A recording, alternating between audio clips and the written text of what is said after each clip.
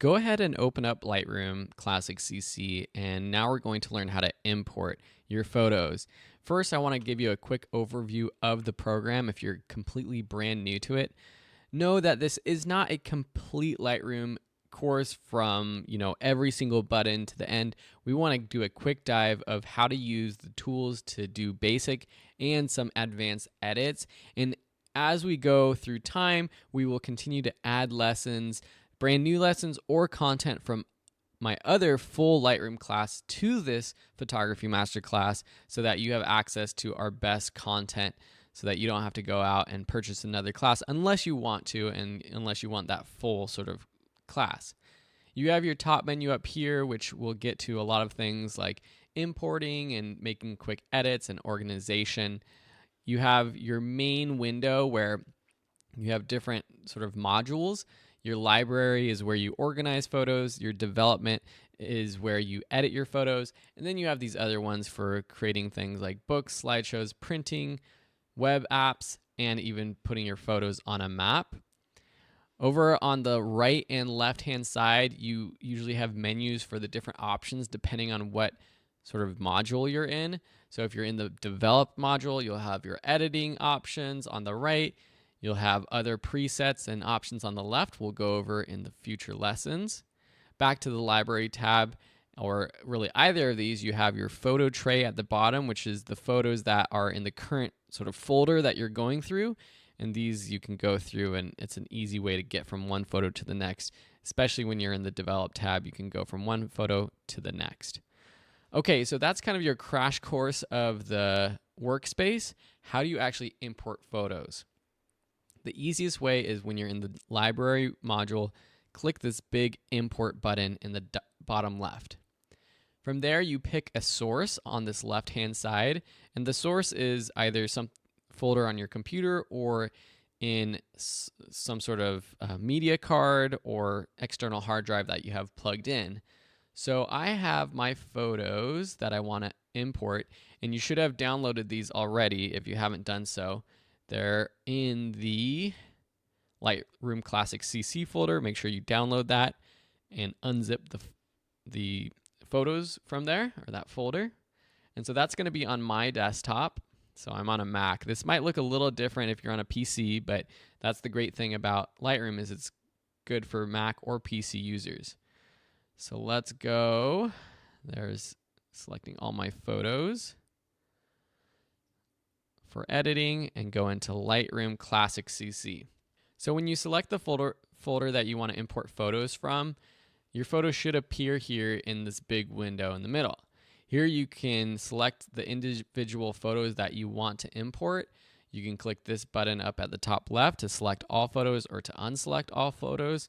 For us, we're going to import all of these photos, but if you are importing photos from an entire shoot, you might want to go through them one at a time and choose which ones you want to import before actually importing them, so you're not dealing with all the photos you don't even want to edit. You can click this button in the bottom left of this window to go through them one at a time, and then I just use the left and right arrow keys to view them one at a time and to see which ones that I want to include in my import. Over on the right, you have your options for how you want to import.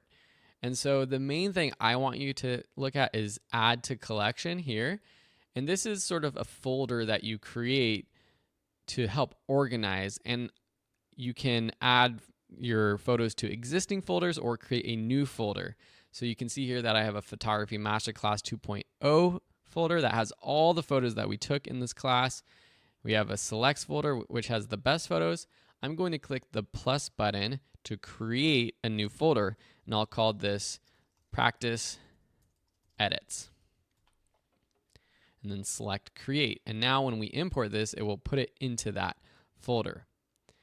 You also will notice that here I have unchecked, don't import suspected duplicates. Usually I have that checked on, because the way that Lightroom works is that it's not actually moving the files or anything once you import them on your computer.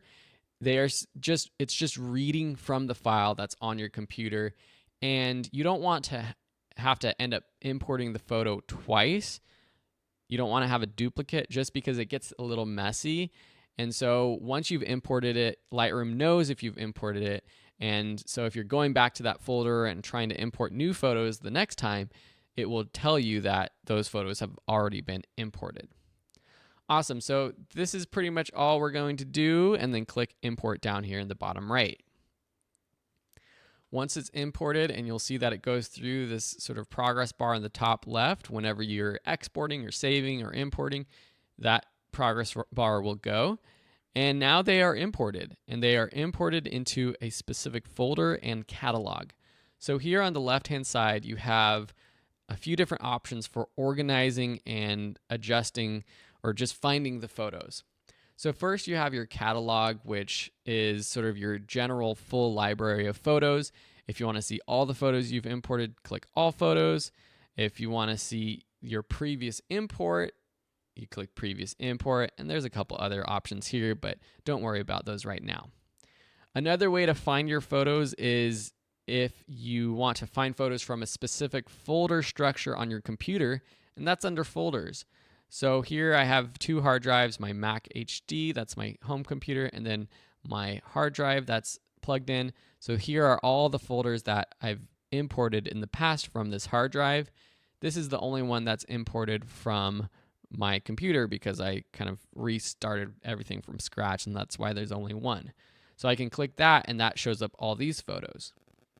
If I click one of these other ones, then this shows all the other photos from day one of shooting the photography masterclass.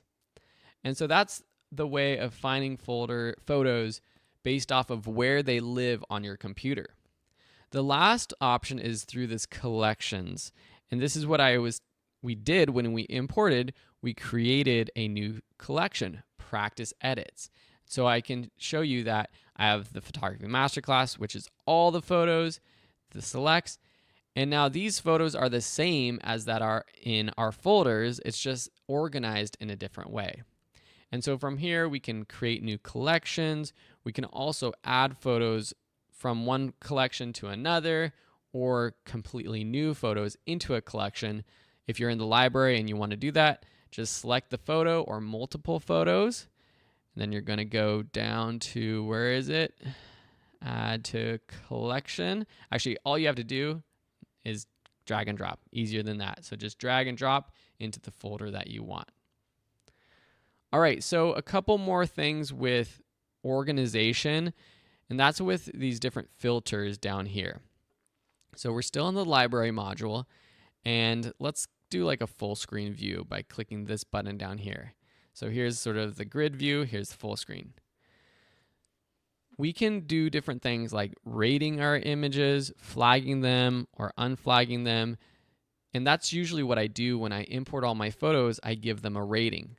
And they have these star ratings down here. And you can either click the star rating that you want to give it here, or you can press the keyboard shortcut, which I love keyboard shortcuts, which is just the number on the top of your keyboard. So 1 for 1 star, 2, 3, 4, all the way up to 5 for 5 stars.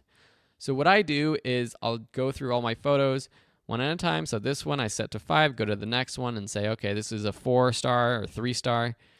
This one, that's a 2-star. This one's a 5-star. This is a 3-star. This is a 5-star. This is a 1-star.